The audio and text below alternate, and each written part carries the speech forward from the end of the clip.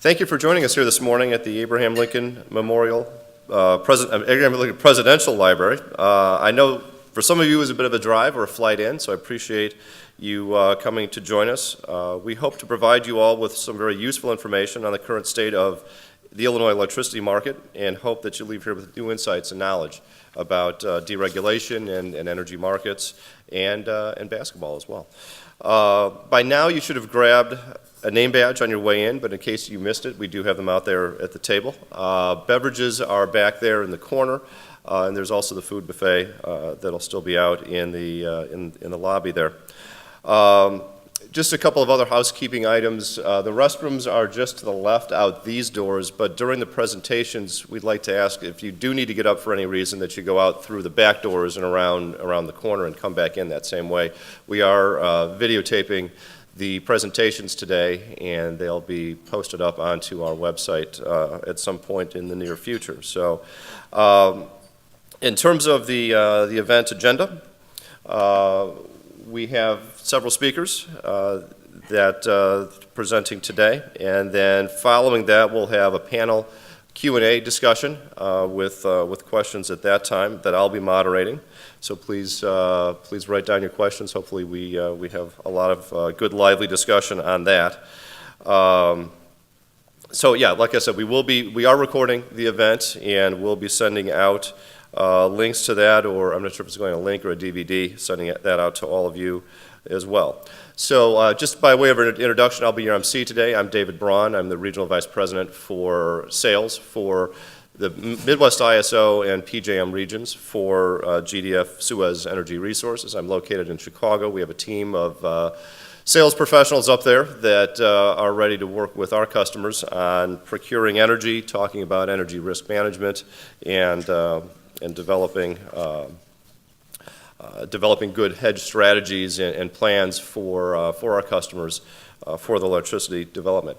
After the panel discussion, I'll have a quick wrap up at the end. I've got a couple of slides prepared just to kind of wrap things up and talk a little bit about purchasing energy, where the markets are today, and can answer any further questions at that point. So without any further ado, I'd like to introduce our first speaker today. Opening the event for us will be Jim Larranaga, University of Miami men's basketball coach. In just his second year at the helm at University of Miami, he led the Hurricanes to the ACC regular season and tournament titles, a #2 national ranking, the highest ever for the program, and a Sweet 16 appearance in the NCAA tournament. By the time the astonishing 2012-13 season ended, Larranaga had added some impressive hardware to his trophy case. The ACC, Associated Press, and Naismith Coach of the Year awards, as well as U.S. Basketball Writers Association's Henry Iba Coach of the Year award, and as well as several others. So I've had opportunity to speak with him this morning. Very interesting guy, some great stories to tell, so I look forward to hearing what he has to say. So please welcome Coach Jim Larranaga. Thank you, David. I'm not going behind the podium. I want to interact with you guys, and the first question I have for you is, how many of you are college basketball fans? All right. How many of you were following March Madness? Was anybody not? How could you not? Were you following March Madness? University of Illinois, I was following. Oh, yeah, our Miami team knocked off Illinois, so I hope you don't hold that against me. I'm going to begin just share a little bit about me and my background. I've been happily married for 40 years. Now, most audiences clap when I say that because that's quite an accomplishment. So clap, come on. 3 different wives. No, I'm only kidding. No, I grew up in New York City. I got recruited to go to college. I played college basketball at Providence College. I knew I wanted to be a coach when I was very, very young. I had a great high school coach, and he was tremendous, and he was my mentor and my inspiration for wanting to coach. And I started out my coaching career at Davidson College in North Carolina. I eventually ended up at the University of Virginia in the ACC, absolutely loved the ACC. I became a head coach at Bowling Green State University and built that program. I then made the move in 1997 to George Mason University, a school that had just suffered through 7 straight losing seasons, and they were the worst team in that conference. And after 14 years, we became the winningest team in that conference.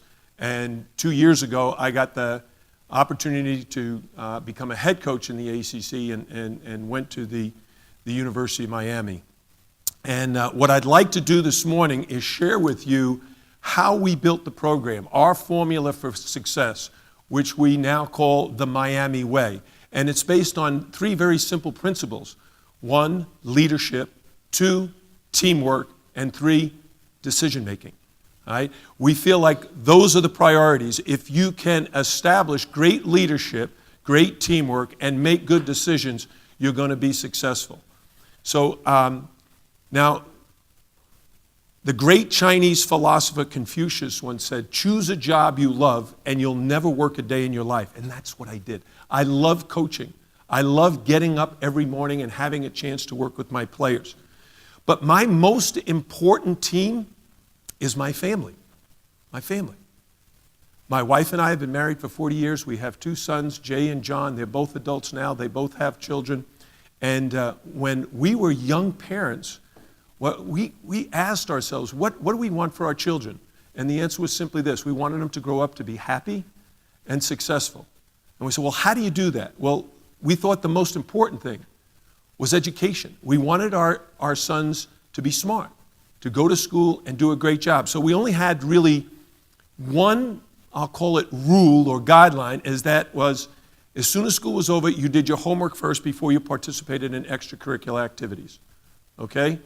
So back then, I was the assistant coach at the University of Virginia. How many of you guys remember Ralph Sampson? All right, you all do remember Ralph. 7'4", All-American. Well, I had the privilege of coaching Ralph for 4 years. And my son Jay was a young boy. He was the ball boy on that team. And on this one particular day, I had been on the road recruiting, and I came back for a game. We played this little known team from Chapel Hill, North Carolina. You've heard of North Carolina, University of North Carolina, Chapel Hill? Okay, so we played them, and they had this player, Michael Jordan. Any of you heard of Michael Jordan? So Carolina and Michael Jordan are coming to town, and I'm racing back to get to the game, and I walk in, and there's Ralph shooting, and my son rebounding for him. It's a couple of hours before game time. And I say, Ralph, how you doing? Coach, ready for tonight? I turned to my son Jay. I said, Jay, how's it going? Oh, Dad, I can't stand it. Number 1 versus number 2. We were number 1 in the country. They were number 2. We were both undefeated.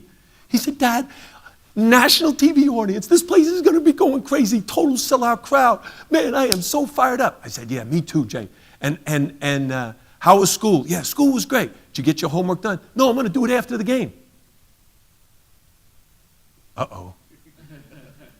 What was the rule? Got to do your homework first. Okay.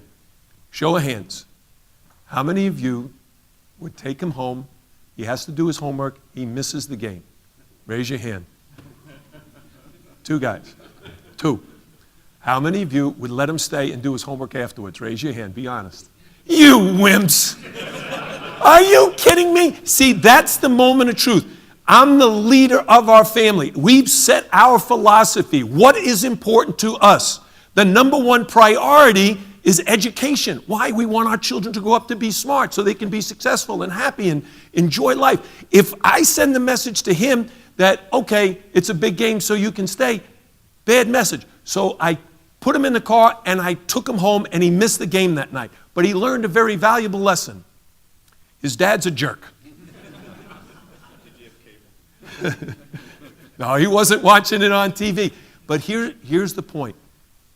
As a leader, you've got decisions to make every single day. The message that you send to your team is so vitally important to your success. If you want them to believe in what you believe in, if they have the vision that you have. See, leadership is all about creating a vision, a crystal clear picture of what you want to accomplish. And then you've got to inspire, motivate, and then empower the members of your team to make that vision come true. So for Jay, for us to send that message to him that education was important, he had to go home and do his homework. Now, he missed the game, but he never made that mistake again, and he became an academic All-American. He was also a professional basketball player for 12 years, so he was able to do both, the things that he wanted to accomplish. See, leaders have to be big dreamers. Leaders have to be able to create that vision for the members of the team. Now, teamwork is all about the members of the team knowing their role and executing that role.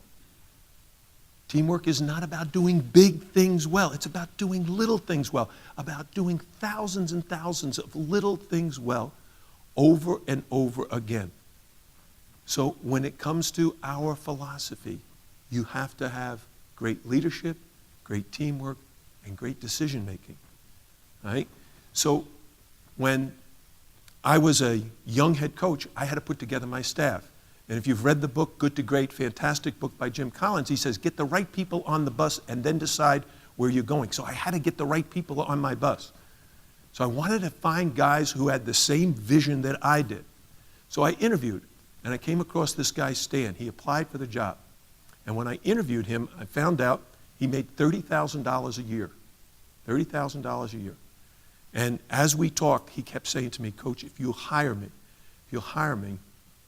I'll help you win championships. And he started saying a lot of the same things that I believed in. Right? And he was standing there with his wife, Ramona. And I said, well, Stan, I'm really impressed with you. I want to add you to my staff. I'm offering you the job, and I'm offering you $25,000. He was making 30, and Ramona looked at him and she said, Stan, you can't possibly pass up a $5,000 cut in salary. And he didn't. And he came to work with me. And one of the things I asked him during the interview is like, where do you see yourself 5 years from now? Where do you see yourself 10 years from now? And when he said, I asked him about 5 years, he said, Michigan State. I said, Michigan State? He said, oh, I'm a big Michigan State fan. I want to be an assistant coach at Michigan State for Tom Izzo. So Stan did a fantastic job with me, helped recruit Antonio Daniels, who eventually became the 4th player chosen in the NBA draft. And 2 years after Stan joined my staff, Tom Izzo had an opening on his staff, and Stan came in to ask me, he said, can you help me get that assistant coaching job?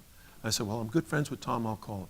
So I dialed Tom, I said, hey, Tom, it's Jim Larranaga, one of my assistants, Stan Heath, is very, very interested in your assistant coaching job. Would you be interested in Stan? He said, Jim, honestly, I have 2 guys in mind. I'm going to hire one of those 2, and that's it. And I said, okay. So I called Stan, and he said, how'd it go? I said, not so good. He said he has 2 guys in mind. He's going to hire one of those, unless, Stan, you can convince him you're better than those 2 guys. He said, well, how do I do that? I said, you got to do it the way we recruit. You got to recruit him. You got to capture his mind. You got to create that vision for him. You got to show him what you're capable of doing if he adds you to his team. How do I do that? I said, you go down to the local department store. You get a mannequin. You break off the right arm.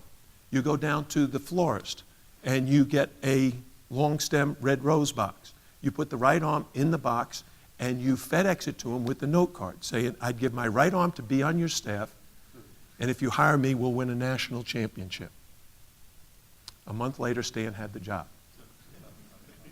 He went from $25,000 to $65,000 in 2 years. 4 years later, year 2000, Michigan State won the national championship. A year later, Stan became the head coach at Kent State University. A year later, I get a phone call from Stan. Coach Al, Stan. Hey, Stan, where are you? I'm up in a plane. Hey, Stan, you can't be calling me from a plane. No, it's all right. I'm in the Arkansas jet. They just offered me the job. Really? And then my curiosity got the best of me. What kind of deal they offer you? 5 years, $1 million a year. Wow. I hope you took it. And he did. Now, my point is, I wanted guys on my team that had the same vision I did. He wanted to win. Now, 10 years later, in 2004, I had another job opening on my staff, and Ace applied. Ace is a good friend of a very close friend of mine. And my friend called me, his name is John. John called me and said, Ace is the greatest, you need to hire him. He'll work great with you. So I called Ace, invited him in for an interview. And all during the interview, he kept saying to me, Coach, if you hire me, I know you can help me get to the next level because I really want to get to the Final Four. I really want to get to the Final Four, and I know this is going to be a good stepping stone for me to get to an ACC-type job and get to the Final Four. So after he left, I called my friend John. I said, John, I'm not hiring him. He said, why? What's wrong? I said, well, he wants me to help him and help him get to the Final Four. I want him and whoever I hire to help us get to the Final Four. So John told Ace that, and he said, George Mason get to the Final Four? Is he crazy? 2 years later, in 2006, George Mason made it to the Final Four. Ace texted me, Coach L, I am an idiot. I can't believe what I just watched. Because we took our George Mason team to the 2006 Final Four, and Ace could have been on that staff, but he didn't share the same vision. Leadership is about sharing together and working with your team, and the members of the team have to buy in to what you're doing. Otherwise, it doesn't work. Now, teamwork is funny. Right? I took the head coaching job at the University of Miami April 22nd, 2 years ago. Right? And all my friends said I was crazy. Man, you're doing a fantastic job at George Mason. There's no need to move. You're doing. I said, no, one of my goals, personal goals, was to be a head coach in the ACC because I had spent 7 years at Virginia and absolutely loved the league. I thought we could win a national championship. Yeah, we got to the Final Four, but the ACC, it's the best. Now, I know you Big Ten fans and, maybe don't feel that same way, but you understand. So I went in and, okay, now, how do I get the team to actually buy into my message? So I asked them, and this is something everybody needs to understand. You got to ask. You got to ask the questions. Are you good? What are we good at? How do we get better? So I asked my team, very first meeting I had all my players, 12 guys sitting in front of me. All right, guys, let me ask you a question. How good are we at handling the ball? Handling the ball. And it's, oh yeah, coach, we're pretty good. I said, good. That's like someone saying, how'd you do in a test? And you say, good, and you don't know if that's an A, a B, a C, a D, or an F. No, I got through it. I got a D. I'm fine. No. What is good in college basketball? How good do you want to be? And all the players said, we want to get to the Final Four. We want to win a national championship. I said, okay, where do we rank in ball handling? Because there's a website called KenPom. You go to kenpom.com, you can look up every stat on every team. And it ranks you in that stat from 1 to 345 Division I teams. So you got to know your numbers. Where do we rank? And the player said, well, probably top 100 in fewest number of turnovers. All right? Because turnovers are a huge statistic. You have to handle the ball. If you turn it over, you're going to give the other team a chance to just get a layup on you. How good are we? Oh, we're pretty good. We're top 100. I said, no, we're 224. 224? Yeah, we're in the bottom one-third. We turn the ball over more than two-thirds of the country. Oh, man, that's not so good. All right. Second category, defense. Fouling. Fouling is a major mistake. You put people on the foul line, they're going to score. Where do we rank in fouling? The players go, top 100. I said, exactly. We're right at 100. All right? Third category, shooting. How are we at shooting the three? And they said, well, pretty good. Right? And we were. Right? So I said to the players, look, we got to go from 224. If we want to get to the Final Four, we got to be like in the top 10 in the country. Right? We can't be turning over the basketball. So all of you know the importance of making decisions in business. Athletes have to make decisions, split-second decisions. Basketball players have to decide whether to make a pass or not make a pass. All right? Whether to use a screen or not use it. They're constantly making decisions. They got to make good decisions. And it's all about teamwork, people working together. So for ball handling, we instituted a drill. It's a very simple drill. It's called TOBE, T-O-B-E, turnover ball elimination. All right? What does it mean? I wanted to motivate our players, inspire them not to turn the ball over, and to understand that if you turn the ball over, there's consequences for every bad decision that you make. All right? So what is the drill? We have a rack of balls to start practice. There's 12 in that rack. Every time we turned a ball over in practice, we eliminated a ball. When you eliminate 12 basketballs, guys, how are we going to continue practice if we don't have basketball? We're going to run. We're going to get in great shape, and all we're going to do is run up and down the floor. We're going to do suicides for the last hour of practice. What? Coach, I say, hey, if you turn the ball over, the consequences of your actions and the decisions you make are bad. We're going to get bad results. So what happened? The first time we did the drill, first part of practice, turnover, get rid of that ball. Turnover, get rid of that ball. Turnover, get rid of that ball. It got down to 6 in about 5 minutes. And then all of a sudden, the guy's like, we got 2.5 hours of practice to go. Don't throw the ball away. Don't make a difficult pass. All of a sudden, we started to do things simpler, easier. Don't make those mistakes. Don't make foolish plays. Make good decisions over and over again. Play within the team concept. Understand what teamwork is. You and I working together. So with ball handling, we put in the Toby drill, and we never got to the point where we had a run. And we went from 224 down to 16. Not top 10, but the players understood the value of the basketball. Fouling. We were 100th in the country. When guys fouled in practice, I told the coaches, you call a foul. We don't shoot the free throw. We do 10 push-ups for the guy who fouled. So, push-ups, bam, the guy goes down. Keep playing, foul, push-ups. Same guy. Now he's done 20. Now he's done 30.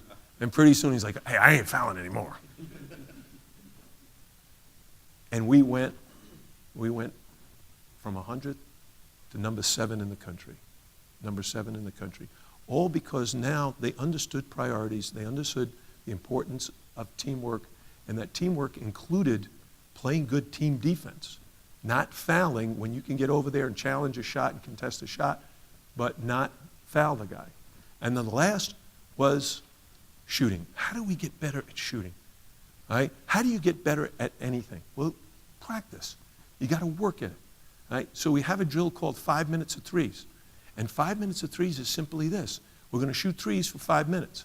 And I asked the team, how many of you want the green light to shoot the three during the game? How many people raised their hand? Everybody. Everybody wants the green light. Everybody wants that. I want to be able to shoot the three. How do I get the green light? Well, you have to make 50 in 5 minutes. You have to make 50 threes in 5 minutes. So we send everybody to their baskets. We have managers rebounding, and you shoot for 5 minutes. Now, we had 3 guys make over 50. Right? As soon as the drill was over, we had 9 guys who didn't make 50. You know what they wanted to do? Let's do it again. Let's do it again. I want another chance. I said, we're going to do this every day, and it's going to be about the average. How well you shoot the three is going to be based on a percentage. If you can make 50 or more on a regular basis and your average is over 50, you get the green light. If you're between 40 and 50, you get the yellow light. Coach, what's the yellow light? You get to shoot 1. If you make it, you get to shoot a second. But if you're below 40, you get the red light, a big red light. Coach, what's that? Yeah, you don't shoot. That's not your shot. We're not going to win. You have to choose to pass up those shots. So the importance of understanding teamwork is about numbers, about statistics, about goals, of setting goals that are realistic but are very, very challenging, and making your players buy into that vision of how we're going to get better. This is what we're all about. It's the same in the business world. You have to have goals. It's got to be clear to your constituents of what those goals are and how to achieve them. It's not enough to have a goal. You have to have a plan. You have to prepare them. Every day in practice, we're working on the things of handling the ball and not turning it over, of playing defense without fouling, of hitting the open man and making the open three-point shot, and knowing I'm not a three-point shooter, I don't shoot it, but the next guy does, and that guy catches it, and he nails that three because everybody knows he's got the green light, he's going to shoot that shot. Teamwork, about everybody working together. Now, decision-making, very, very quickly, is about this. You got to make good decisions. Like when back in October, I was going to poke my head into the Board of Trustee meeting at Miami. The Board of Trustees are the people who run our university. And I told my wife that morning, There's a board meeting, and President Shalala is hosting it, and I'm going to poke my head in and tell him we're going to have the best basketball season in the school history.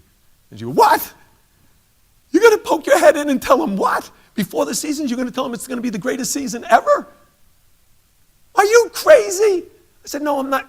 Well, I am a little crazy, but the point is I wanted to create excitement for our program. I wanted the leadership of our university to get excited. I wanted them spreading the word because it's all about getting people to buy into that vision. Leadership is about creating the vision. Teamwork is about making that vision come true. And the only way you can make it come true is by making good decisions day in and day out, consistently. The great philosopher William Jennings Bryan once said, destiny is not a matter of chance, it's a matter of choice. It's not something you wait to have happen, it's something you go out and achieve. And that's what my team did. We set 5 goals for ourselves. 1, to create a buzz on campus. In the history of Miami, they'd only had 1 sellout. This year we had 5, first time in school history. We had LeBron James and Dwayne Wade at our games. We had CBS covering us from start to finish. Our second goal was to get nationally ranked. We got ranked as high as number 2 in the country by beating Duke University by 27 points. We're the only school in the history of college basketball to beat Duke and North Carolina by more than 25 points in the same season. Our third goal was to win the ACC regular season title. We did. Our fourth goal was to win the ACC tournament title, which we did. Our fifth goal was to win the national championship. We've put that one on hold. Marquette knocked us off in the Sweet 16, and we were very, very disappointed. But I was very, very proud of our team because I thought from start to finish, we had great leadership from our seniors. We had great teamwork all around, and our guys made great decisions. Thank you very much for your attention this morning.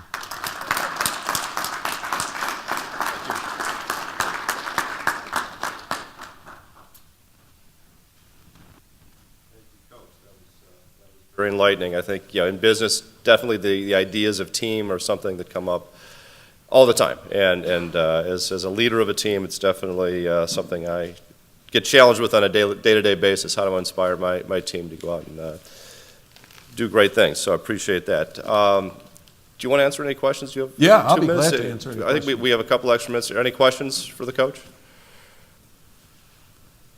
Yes. Which one?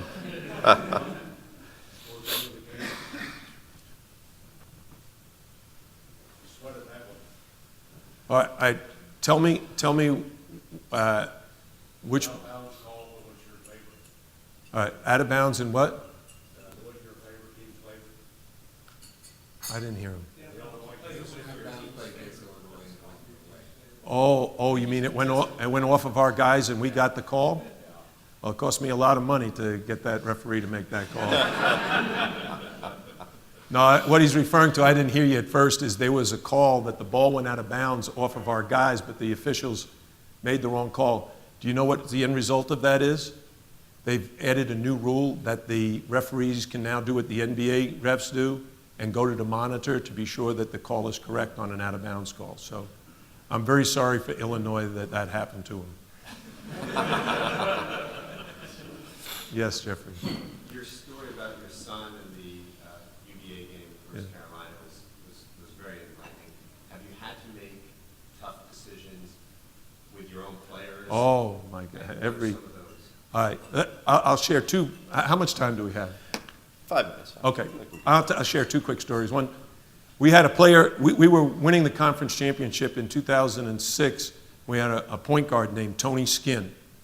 And during the game, we fell behind and he got frustrated. He punched a kid on the other team.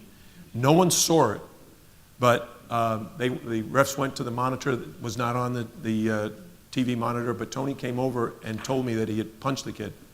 So I had a decision to make, and I ended up taking them out of the game, and we ended up losing the game because of it. But I felt it was very, very important. I actually suspended him for the first game in the NCAA tournament, and the experts said, we're not going to even get invited because of that decision. But I felt it was very, very important that our team know that that kind of behavior is not acceptable. I think you're constantly, as a coach, making decisions that impact others. And not playing Tony in the first round of the NCAA tournament was huge. But he came back and played great in the rest of the tournament and helped us get to the Final Four. This year we had a very unusual situation occur. We have a player on our team named Kenny Kaji. He's 6'11", he's a power forward, can really shoot, having a great season. And we played Duke on January the 27th. They're the #1 ranked team in the country, and Miami had never beaten the #1 ranked team. On January 26th, we're having a very good practice except for Kenny, and he seems to be dogging it for some reason. So I said to him, Kenny, if you're not going to go hard, then just go and sit down. So he walked off, and instead of going to the bench, he went to the locker room. He quit. He just walked off the floor. So as soon as that happened, I called my staff together to got to figure out, what are we going to do about this? And 5 minutes later, Duran Scott, who was the captain of the team, unbeknownst to me, had gone into the locker room after Kenny. And the two of them came out of the locker room just as I was breaking with my assistants, and Kenny practiced fantastic the rest of practice. And I talk about leadership. So after practice, I said to Duran, what in the heck happened? He said, well, Coach, while you were meeting with the staff, I followed Kenny into the locker room, and I said this to him, Kenny, I know you're feeling a lot of pressure, a lot of stress. You want to play in the NBA, and you know all the NBA scouts are going to be here tomorrow night, and you're frustrated because you weren't shooting the ball well in practice, but we need you. You're a great player. I love you, man. You're a great teammate, and you need to come out there and listen to Coach L and do what you're supposed to do today. And then he said to him, and if you don't, I'm going to kick your ass. They came out and had a great practice. The next day, Kenny exploded on Duke. He played phenomenal. We ended up beating the #1 team in the country. So now, when I'm meeting with my staff, we're deciding at that moment, what do we do about Kenny? What kind of disciplinary measures should we take? Should he be suspended, not start, not play at all tomorrow? What is at stake? You're constantly in the decision-making mode. And it's true in every walk of life. As a parent, you're all parents. You know what it's like. What would you do in that situation? And many of you said it, let him stay for the game. But the problem with that is, then the message is, basketball is more important. The game is more important. So next week when we play Duke, he's not going to do his homework. He's going to get ready for the Duke game. And pretty soon he's not going to have his homework done going into class, and creates a whole series of problems. So, but in Kenny Kaji's case, he came back out. He apologized to me. He said, I'm sorry, I lost my cool. Practiced great, and we moved on. What was your decision by going with the coach? We were going to ask Kenny why he did it first. We were going to meet with him. I think communication is very important. You know, we believe in the Dr. Stephen Covey, seek first to understand and then to be understood. So we wanted to understand why he was so upset that he would walk out of practice, because he had never done that before. And we knew he was feeling pressure because he's an NBA guy, and he was shooting badly. He was starting to feel like, man, if I shoot bad tomorrow night, the scouts won't like me. Kids are under a lot of pressure. Someone else had their hand up. One more? Yeah, Doug. About recruiting, it seems like a lot of the principles that you're talking about would all kind of come together when you're talking to young men about coming to your program. And what are things that you're looking for there, like you were with the assistant coaches? What are Yeah, things you're looking for there? the three things that we look for, and part of my evaluation of an assistant coach and my evaluation of any prospect, three things: attitude, commitment, class. We want kids who have a positive attitude. Right? We don't want kids who are complaining all the time that, you know, something's wrong, I didn't get the ball or anything. Second, we want kids who will make a total commitment to being the best that they can be. We want kids who will work really, really hard and make sacrifices for the sake of the team. It's not all about them individually, it's about us and what we're going to be able to accomplish as a team. And third, class is about behaving in a first-class manner. We want kids who will represent our university in a very positive way. We want them to know that they have to be role models for younger kids. We want them to be role models in the university community. And if we find kids we think have a bad attitude or a bad work ethic or don't behave properly, we're not recruiting them. We're going to avoid them. And doesn't mean you don't make mistakes. You make bad decisions. But my coaches know what we're looking for and the kind of kids we want. And we've been very, very fortunate. Otherwise, we would not be as successful as we have been. Thank you, everybody. Thank you, Coach.